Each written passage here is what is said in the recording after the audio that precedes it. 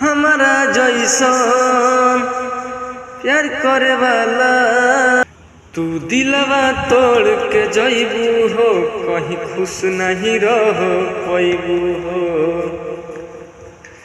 तू दिलवा तोड़ के जइबू हो, कहीं खुश नहीं रह पैबू हो।